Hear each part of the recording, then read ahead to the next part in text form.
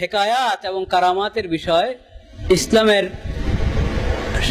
শরীয়তের আপনার তালিম, হেদায়াত এবং মধ্যম পন্থা এই বিষয়ে ইফরাত এবং তাফরিক থেকে মুক্ত, সব ধরনের প্রান্তিকতা থেকে মুক্ত সহজ সরল রাস্তা কি হতে পারে হেকায়াত আর এই কারামাতের বিষয়। এই বিষয়ে আমরা মাওলানা জাকির আব্দুলের কাছ থেকে শুনবো। এরপরে যেহেতু হুজুর বলেছেন সেজন্য আমিও দুই একটা কথা ভাইদের সাথে মুযাকারা করবো ইনশাআল্লাহ। তারপরে মুদির সাহেব হুজুর আমাদেরকে আখিরি হেদায়েত দিয়ে এই মজলিস শেষ করবেন ইনশাআল্লাহ। ওয়া আখিরু দাওয়ানা আলহামদুলিল্লাহ। মাওলানা জাকির আসুন।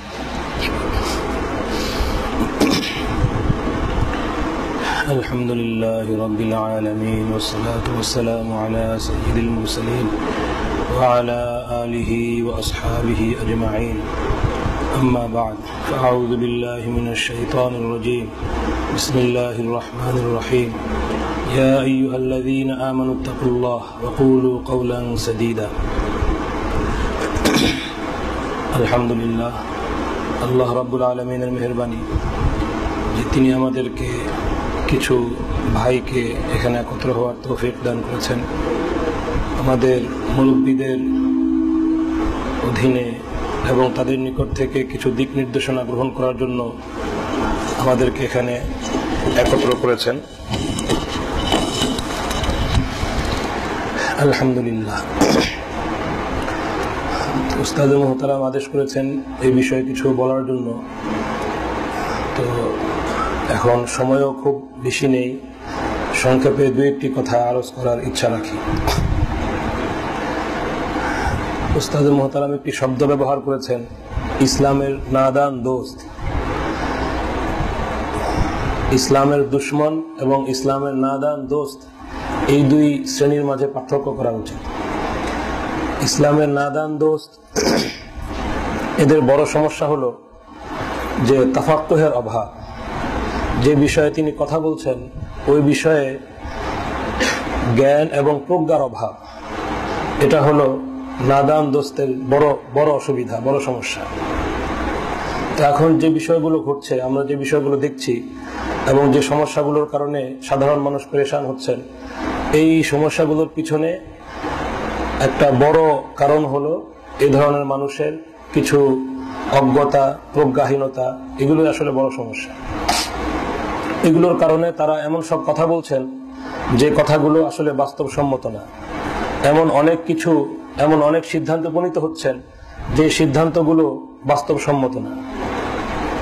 তো এই বিষয়টা আসলে তাদের কল্যাণকামিতার জন্য এবং ওই সকল সাধারণ মানুষ যারা এই সকল কথা বিভ্রান্ত হচ্ছেন তাদের কল্যাণকামিতার জন্য এই বিষয়গুলো পরিষ্কারভাবে সামনে আসা উচিত। তো আমাকে আদেশ করা হয়েছে হেকায়াত সম্পর্কে কিছু বলার জন্য। তো এটা তো এমন এক বিষয়, মৌলিকভাবে ঘটনাবলী, কোরআন মজিদ আল্লাহ রাব্বুল আলামিন বিভিন্ন ঘটনা উল্লেখ করেছেন এবং বিভিন্ন ঘটনার ফাওয়ায়েদ সম্পর্কে, বিভিন্ন ঘটনার থেকে নেওয়ার মতো কি বিষয়, এই বিষয়ে উসুলি এবং মূলনীতিগুলো কোরআন মজিদে উল্লেখিত হয়েছে। এই বিষয়ে লম্বা আলোচনার দিকে যাওয়ার সময় এখন নেই।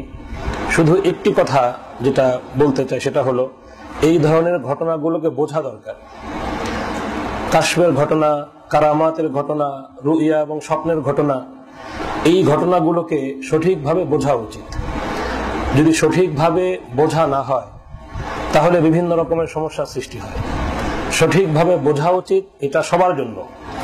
যারা ভক্তি শ্রদ্ধা সহকারে গ্রহণ করার নিয়তে এ সকল ঘটনা পড়েন তাদের জন্য সঠিকভাবে এই ঘটনাগুলো বোঝা উচিত।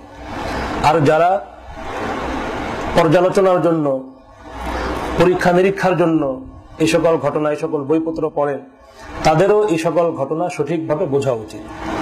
যদি না বোঝা হয় তাহলে উভয় শ্রেণী ক্ষতির মুখোমুখি হবেন। যেমন কাশফের ঘটনা বা কারামতের ঘটনা, কাশফের ঘটনাকে যদি ইলমুল গায়বের সাথে মিলিয়ে ফেলা হয় তাহলে সমস্যার সৃষ্টি হয়। কারামাতের ঘটনাকে যদি রুবুবিয়তের সাথে মিলিয়ে ফেলা হয় তখনই সমস্যার সৃষ্টি হয়। মনে করেন কারামাতের ঘটনা, কারামাত সম্পর্কে একটা মূলনীতি আমরা জানি যে কারামা এটা হলো আল্লাহ রাব্বুল আলামিনের ফেল, এটা আল্লাহর কাজ। কারামা এটা বান্দার কাজ না। বান্দা থেকে প্রকাশিত হলো কোন একটা অস্বাভাবিক ঘটনা, অসম্ভব না, অস্বাভাবিক ঘটনা বান্দা থেকে প্রকাশিত হলো। তো এই অস্বাভাবিক ঘটনা যেটা বান্দা থেকে প্রকাশিত হওয়ার মতো নয়, এমন একটি ঘটনা প্রকাশিত হলো, তো এটা আসলে কার কাজ? যদি এটা আল্লাহর কাজ, এই বিষয়টা যদি পরিষ্কার না থাকে, তাহলে এখানে উভয় শ্রেণী বিভ্রান্ত হবে। যারা ভক্তি শ্রদ্ধা সহকারে ঘটনা পড়বে, তারা যদি মনে করে যেটা বান্দার কাজ, তাহলে তিনি ভক্তি শ্রদ্ধার স্রোতেই এই আকীদা তার ভিতরে ধীরে ধীরে আসতে থাকবে যে হয়তো বান্দারাও এরকম কিছু অলৌকিক কাজ করতে পারে নিজেদের ইচ্ছা এবং ইখতিয়ারে। বোধহয় তাদেরও কিছু ইচ্ছা এবং ইখতিয়ারের মাধ্যমে কিছু প্রভাব বিস্তার, কিছু এরকম কিছু কাজ করে ফেলার ক্ষমতা, বিশেষ ক্ষমতা তাদের রয়েছে। এই ধরনের একটা বিভ্রান্তি তাদের মনে সৃষ্টি হবে যদি সে এই ঘটনাটা সঠিকভাবে না বুঝে।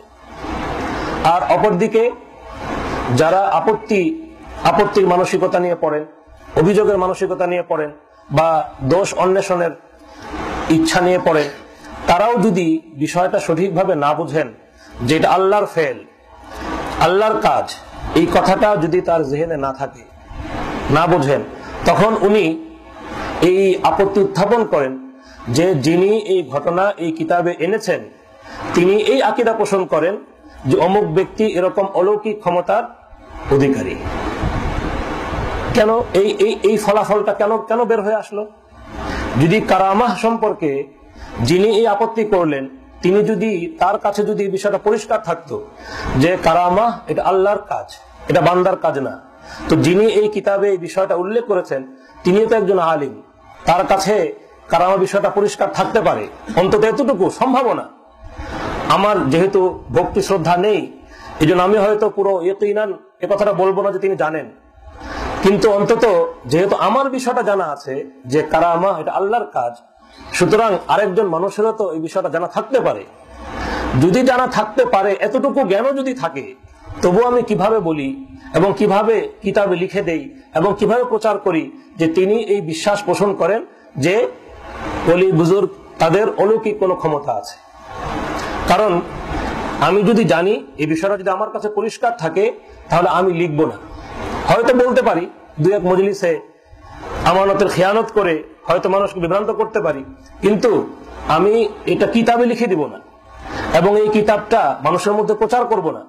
কারণ তখন আমি ভয় করব যে মানুষ তো সহজেই ধরে ফেলবে, যারা বুঝে এই বিষয় সম্পর্কে তাদের জ্ঞান আছে, তারা তো সহজেই বলবে যে এরকম ফলাফল তো এখান থেকে আসে না।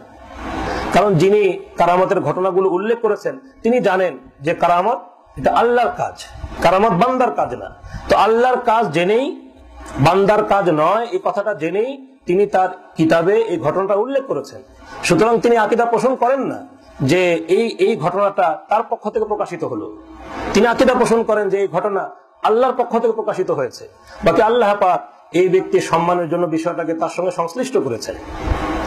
তো এটা তো সে বুঝে ফেলবে। যখন বুঝে ফেলবে তখন আমার অজ্ঞতা এবং দীনতা প্রকাশিত হবে।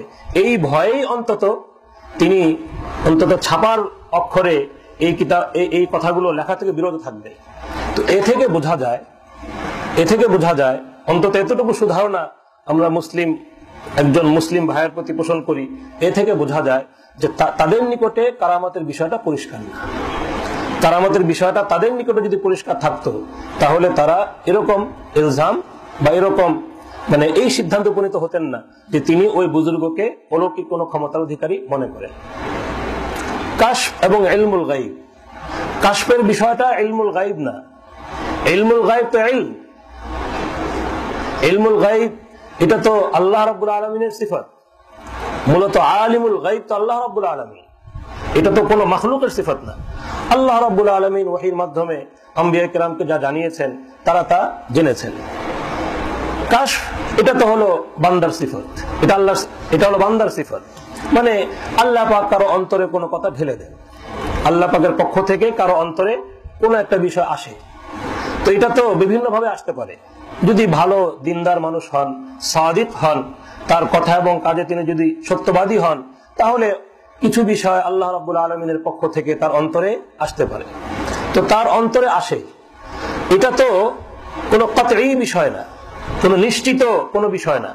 হ্যাঁ, এখন যার অন্তরে এলো তার হয়তো মানসিক অবস্থার কারণে তার অন্তরে বিষয়টা খুব গভীরভাবে এলো, তার অন্তরে বিষয়টা খুব প্রভাব বিস্তার করলো, এই জন্য হয়তো তার ভাষায় অনেক সময় একটু তাকিদ এসে যায়। কিন্তু যত তাকিদ করেই তিনি বলুন না কেন, এটা ইলমুল গায়ব না, ইলম না, ওহী না। ওহী তো রাসূল করিম সাল্লাল্লাহু আলাইহি ওয়াসাল্লামের মাধ্যমে শেষ হয়ে গিয়েছে, এটা ওহী না, এটা হলো তার অন্তরে একটা কথা এসেছে। যদি তিনি সাদিক হন, দিনদার হন, এবং যদি এই কথাটা কোরআন সুন্নাহর মোতাবিক হয়, তাহলে এটা আল্লাহর পক্ষ থেকে। আর যদি কোরআন সুন্নাহর মোতাবিক না হয়, তাহলে এটা শয়তানের পক্ষ থেকে। কোরআন সুন্নাহর বিরোধী যদি হয়, তাহলে শয়তানের পক্ষ থেকে। তো কাশফের এই হাকিকত যদি জানা থাকে, তাহলে কাশফের ঘটনাবলী যখন পড়া হবে, এটা ভক্তি শ্রদ্ধার দৃষ্টিকোণ থেকে পড়া হোক, গ্রহণের দৃষ্টিকোণ থেকে পড়া হোক, অথবা পর্যালোচনা আপত্তির দৃষ্টিকোণ থেকে পড়া হোক, যে দৃষ্টিকোণ থেকে পড়া হোক না কেন, বিভ্রান্তি হবে না। কিন্তু যদি কাশফের প্রকৃত অবস্থাটা জানা না থাকে, তাহলে যিনি ভক্তি শ্রদ্ধার দৃষ্টিকোণ থেকে পড়ছেন, বিভ্রান্তি হয়ে যেতে পারে। তিনি মনে করতে পারেন যে হয়তো বুজুর্গদের কারো কারো ইলমুল গায়বের সিফাত ছিল, নাউযুবিল্লাহি মিন যালিক। আর যিনি আপত্তি করছেন, তার কাছে যদি বিষয়টা পরিষ্কার না থাকে, তখনও তিনি আপত্তি করেন যে এই ঘটনা উল্লেখ করেছে, সে যার সম্পর্কে ঘটনাগুলো উল্লেখ করা হয়েছে, তাকে ইলমুল গায়বের অধিকারী মনে করে। আর ইলমুল গায়ব যেহেতু আল্লাহ রাব্বুল আলামিনের সিফাত, সুতরাং এটা অন্য কারো মধ্যে আছে এই বিশ্বাস রাখা শিরিক। সুতরাং ওই ব্যক্তি নিজেও মুশরিক, ওই ব্যক্তি শিরিক প্রচার করছে, নাউযুবিল্লাহি মিন যালিক। তাহলে মূল বিষয়টা হলো যে মানে আপত্তির হোক অথবা কোনো বিভ্রান্ত বা কোনো সহজ সরল মানুষের বিভ্রান্তির সৃষ্টি হোক, যেটাই হোক, মূল বিষয়টা হলো কাশফ সম্পর্কে, সংশ্লিষ্ট বিষয় সম্পর্কে সঠিক ধারণা না থাকা, সঠিক ধারণা না থাকা। রুইয়া, স্বপ্ন, স্বপ্ন সম্পর্কে যদি সঠিক ধারণা না থাকে, স্বপ্নের হাইসিয়ত সম্পর্কে, স্বপ্নের মর্যাদা শরীয়তে কি, যদি সঠিক ধারণা না থাকে, তাহলে এরকম বিভ্রান্তি হবে। তো বিষয়টা পরিষ্কার হওয়ার পরে আমরা যদি তাকাই, তাহলে তো এরকম কাশফের ঘটনা হাদিসের কিতাবে কত আছে, কারামাতের ঘটনা হাদিসের কিতাবে কত আছে, রুইয়ার ঘটনা হাদিসের কিতাবে কত আছে।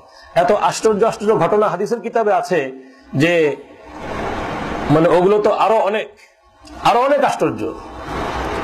মুয়াত্তা ইমাম মালিকে হযরত আবু বকর সিদ্দিক রাদিয়াল্লাহু আনহুর ঘটনা উল্লেখিত হয়েছে।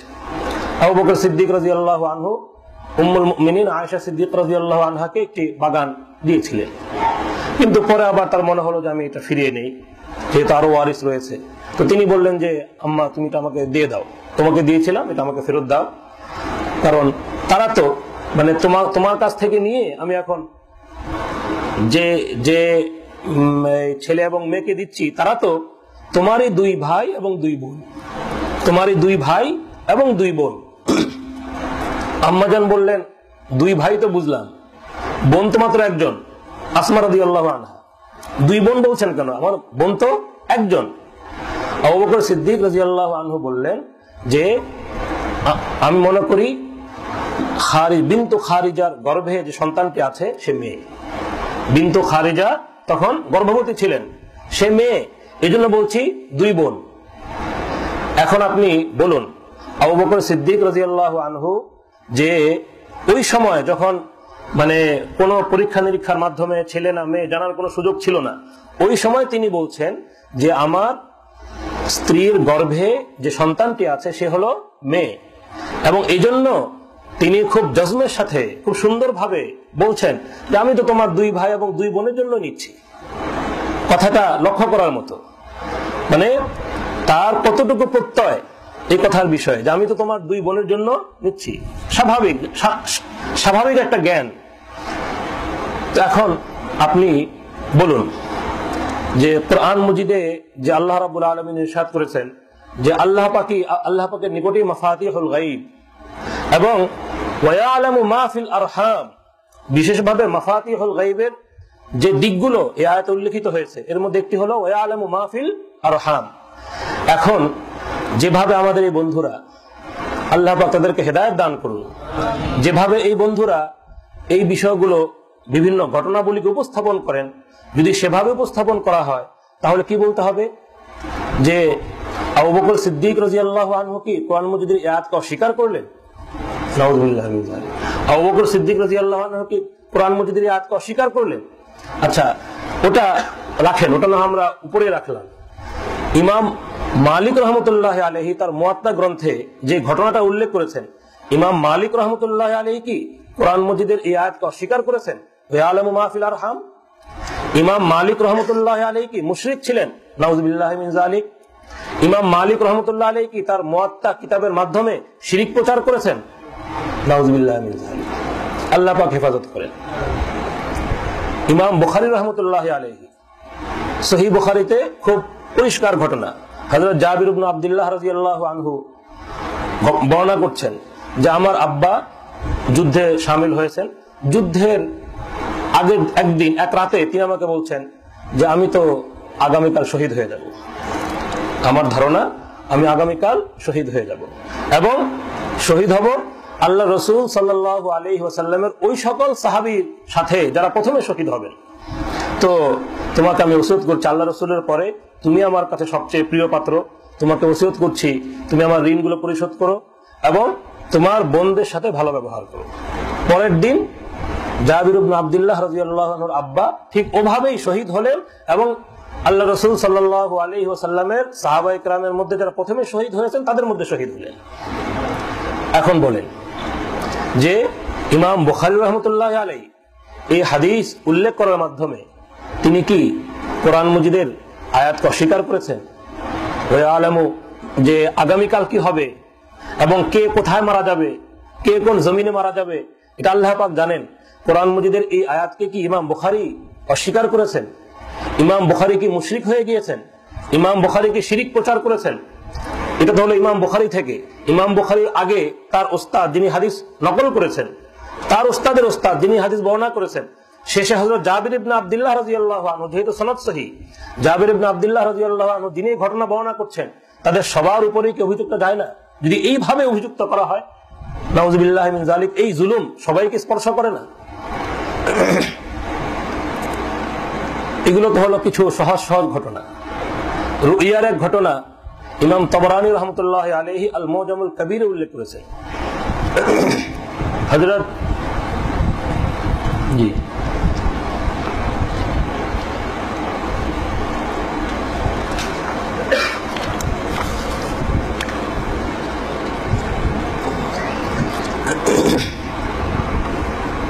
ঠিক আছে। সাবিত ইবনে কাইস ইবনে শাম্মাস রাদিয়াল্লাহু আনহু, সাবিত ইবনে কাইস ইবনে শাম্মাস রাদিয়াল্লাহু আনহুর ঘটনা ইমাম তাবরানী আল মুজামুল কবিরে উল্লেখ করেছেন। হাদিস নম্বর 1320, 1320 নম্বর হাদিস। এই ঘটনাটা অনেক লম্বা, আমি সংক্ষেপে বলছি যে হযরত সাবিত ইবনে কাইস ইবনে শাম্মাস রাদিয়াল্লাহু আনহু এক যুদ্ধে শহীদ হয়েছেন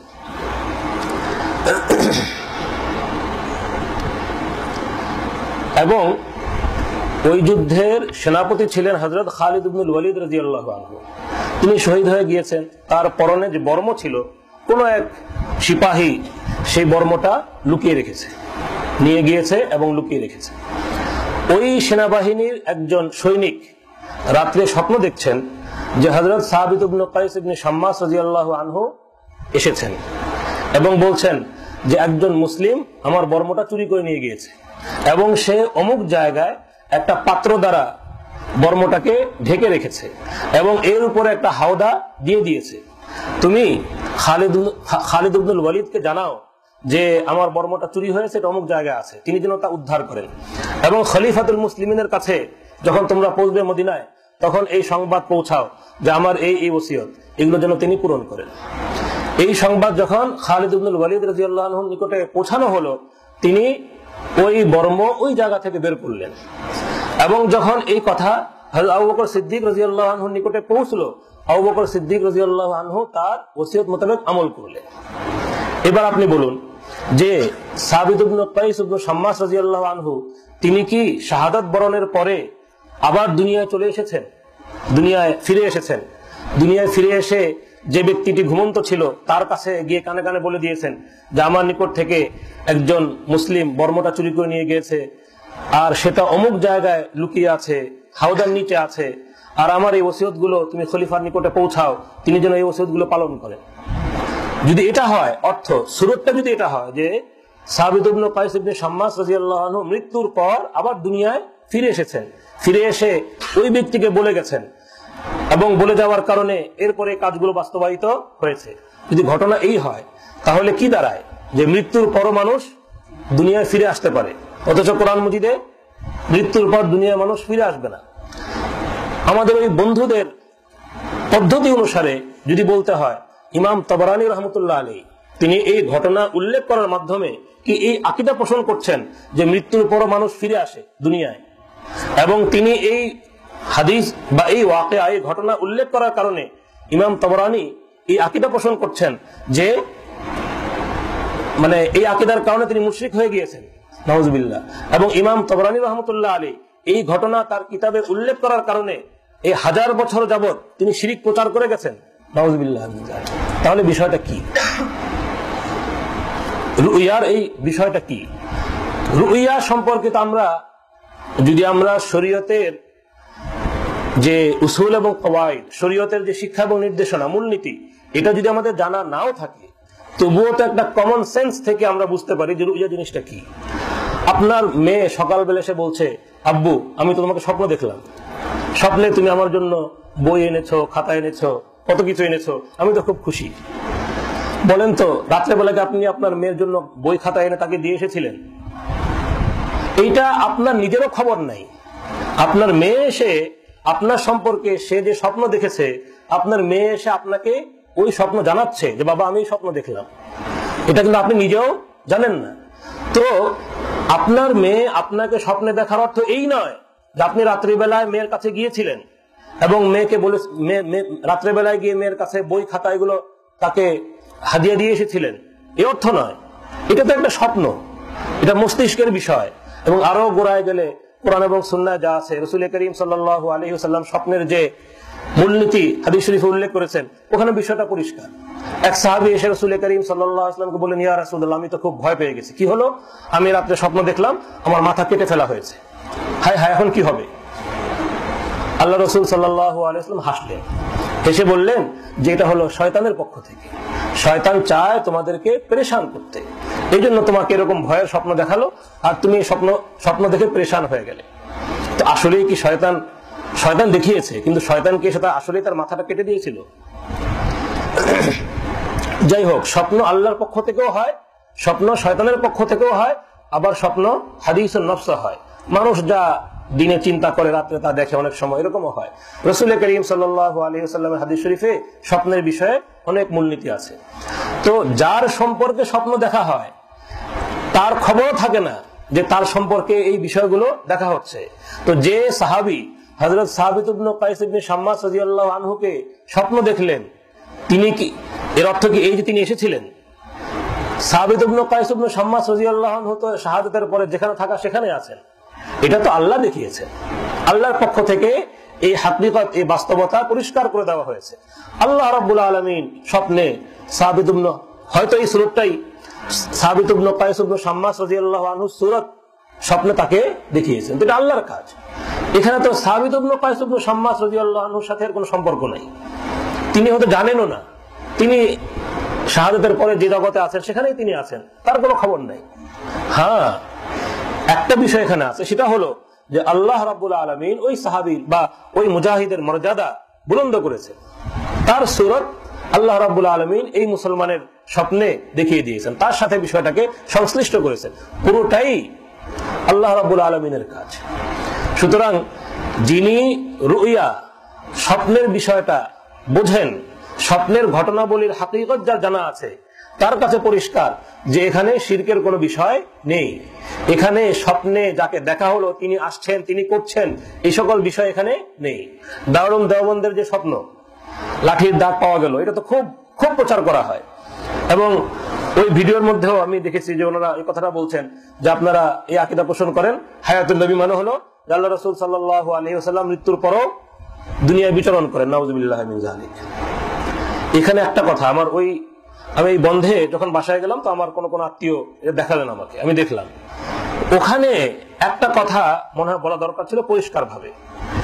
শেখ আকরামুজ্জামান সাহেবের মতো ব্যক্তি, যিনি একটা মহলে প্রশংসিত এবং অনুসৃত ব্যক্তি, তিনি বলছেন এই কথাটা যে আমরা তো আগে মনে করতাম, দেওবন্দিরা মনে করে হায়াতুন নবী মানে হলো নবী মৃত্যুর পরও এখন দুনিয়ায় বিচরণ করেন।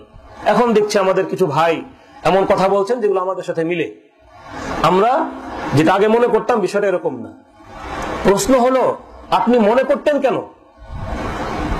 আমরা আগে মনে করতাম, তো মনে করতেন কেন আগে? আর এই মনে করার ভিত্তিতেই আপনি সবাইকে বলে বেড়াচ্ছেন যে ওরা মুশরিক, ওরা শিরকি আকীদা পোষণ করে। হায়াতুন নবী হলো শিরকি আকীদা, হায়াতুন নবীর এক শিরকি ব্যাখ্যা তারা করে। তো এটা আপনি মনে করলেন কেন? এবং মনে করার ভিত্তিতেই প্রচার করলেন কেন? আপনি কেন এটা অনুসন্ধান করলেন না যে আমার প্রতিপক্ষ আসলে হায়াতুন নবী বলতে কি আকীদা পোষণ করে? তাদের বইপত্র বাজারে পাওয়া যায়, তাদের বইপত্র সব জায়গায় পাওয়া যায়। ওই বইপত্র, আমার ভাই তো অনেক বইপত্র হাওলা সেখানে দিয়েছেন, তো আপনারা এই বইপত্রগুলো পড়লেন না, না পড়েই বললেন যে আমরা মনে করতাম। এটা কত বড় দ্বীনি বিষয়ে, ইলমি বিষয়ে কত বড় আমানতের খেয়ানত। শুধু মনে করার ভিত্তিতে আপনি গোটা এক জামাতকে মুশরিক বলছেন, গোটা এক জামাতের উপর শিরকের অভিযোগ দিচ্ছেন মনে করার ভিত্তিতে। পড়লেনও না, একটু পড়েও দেখলেন না তাদের আকীদাটা কি আসলে। তো এটা একটা বিষয়। মানে একটা হলো যাদের কিছুটা পড়াশোনা আছে তারাও আসলে প্রতিপক্ষের, যারা তাদের মানে প্রতিপক্ষ যাদেরকে মনে করেন তাদের বইগুলো তারা পড়েন না, না পড়েই নিজেরা একটা ধারণা পোষণ করেন এবং সেই ধারণার ভিত্তিতেই তারা কথা বলতে থাকেন। আল্লাহ পাক তাদেরকে এই বাঁকা পথ থেকে, এই খেয়ানতের পথ থেকে ফিরে আসার তৌফিক দান করুন। অন্তত যা বলবেন সেটা, আমাদের কোনো অভিযোগ, আমাদের কোনো ভুল যদি থাকে সেটা বলুন, আমরা সেই ভুল সংশোধন করব। ভুল সংশোধন করতে কোনো অসুবিধা নাই, কিন্তু আমাদের ভুল থাকতে হবে, ভুলটা আমাদের মধ্যে থাকতে হবে। আপনারা আমাদেরকে পড়ুন, আমাদেরকে পাঠ করুন এবং আমাদের যে ভুলগুলো আসলে বাস্তব ভুল যদি থাকে তাহলে সেটা চিহ্নিত করুন, আমরা সেই ভুল সংশোধন করে নিব। কিন্তু আপনারা পড়বেন না, কিতাবপত্র পড়বেন না, শুধু বলবেন যে আমি তো মনে করেছিলাম, আমরা তো মনে করেছিলাম যে দেওবন্দিরা হায়াতুন নবী মানে এই আকীদা পোষণ করে যে নবী মৃত্যুর পরে বিচরণশীল, নাউযুবিল্লাহি মিন যালিক। কোথা থেকে মনে করেছেন? ওই দেওবন্দের ঘটনা, যে স্বপ্নে দেখা হলো আল্লাহ রাসূল সাল্লাল্লাহু আলাইহি ওয়াসাল্লাম দাগ দিয়েছেন, সকালবেলা উঠে সেই দাগ পাওয়া গেল। তো এই ঘটনা থেকে আপনি মনে করে নিলেন যে দেওবন্দিরা মনে করে আল্লাহ রাসূল সাল্লাল্লাহু আলাইহি ওয়াসাল্লাম মৃত্যুর পর বিচরণশীল। এর মানে হলো এই ঘটনাগুলো বোঝার ব্যাপারেও দুর্বলতা হয়েছে, পরিষ্কার ভাবে এই ঘটনা বোঝা হয়নি। আল্লাহর কোন মাখলুক দিয়েছেন দাগ, আল্লাহ রসুলকে স্বপ্নে দেখেছেন যে আল্লাহ রসুল যদি এই ঘটনা যদি সহি হয়ে থাকে তাহলে আল্লাহ রসুলকে যিনি স্বপ্ন দেখেছেন তিনি আল্লাহ রসুলকে স্বপ্ন দেখেছেন যে একটা দাগ দেওয়া হয়েছে। দাগটা যে আল্লাহ রসুল দিয়েছেন এটা জরুরি না, স্বপ্নের কাজটা যাকে স্বপ্ন দেখা হলো তিনি সংগঠিত করছেন এটা জরুরি না। আল্লাহর কোন মাখলুক করেছেন, আল্লাহর ফেল, আল্লাহর কাজ, আল্লাহর কোন মাখলুক করেছেন, আল্লাহ এই সূরতে ওই বান্দাকে দেখিয়েছেন। তো স্বপ্নের বিষয়টাকে সঠিকভাবে বোঝা উচিত। তো ইমাম তাবরানী রহমতুল্লাহ আলাইহি, আমি খুব আগের একজন মুহাদ্দিসের কিতাব থেকে জন্য হাওলা দিলাম যে আসলে ওনারা বিষয়গুলো বুঝতেন। সাবিত ইবনে কাইস ইবনে শাম্মাস রাদিয়াল্লাহু আনহু এরকম ঘটনা যে চোর ধরে দেওয়া, গনিমতের মালে খেয়ানতকারীকে বের করে দেওয়া, ওসিয়ত করা, সেই ওসিয়ত আবার সাহাবায়ে কেরামের নিকটে পৌঁছানো হচ্ছে। খালিদ ইবনুল ওয়ালিদ কিছু বলছেন না, আবু বকর সিদ্দিক কিছু বলছেন না, সাহাবায়ে কেরাম কোনো ইনকার করছেন না। এর মানেই হলো তারা বিষয়টা বুঝতেন যেটা আসলে কি, এখানে কি হয়েছে, এখানে শিরকের কিছু নাই। তো বিষয়টা যেহেতু বুঝতেন এই জন্য তারা বিষয়গুলো নকল করেছেন, বিষয়গুলো আনার ব্যাপারে, এ ধরনের ঘটনা উল্লেখ করার ব্যাপারে কোনো ভয় করেননি। এখানে তো নাই কিছু, কোনো সমস্যা নাই। কিন্তু আমাদের যে সমস্ত বন্ধু এই বিষয়গুলো সঠিকভাবে বোঝেন না, না বোঝার কারণে তারা এখন নিজেরাও বিভ্রান্ত হন, অন্যদেরকে বিভ্রান্ত করেন। এখন এই সমস্ত ঘটনা যদি এই বিষয়গুলো না বোঝা হয় তাহলে এই সমস্ত ঘটনা যখন তাদের সামনে পেশ করা হবে, কিছু লোক এমন আছে যারা এই ধরনের মুহাদ্দিসিন কেরাম সম্পর্কে মন্তব্য করতে কোনো দ্বিধা করবে না। আপনি ইবনুল কাইয়িম রাহমাতুল্লাহ আলাইহির কিতাব পড়ুন, মাদারিজুস সালিকিন।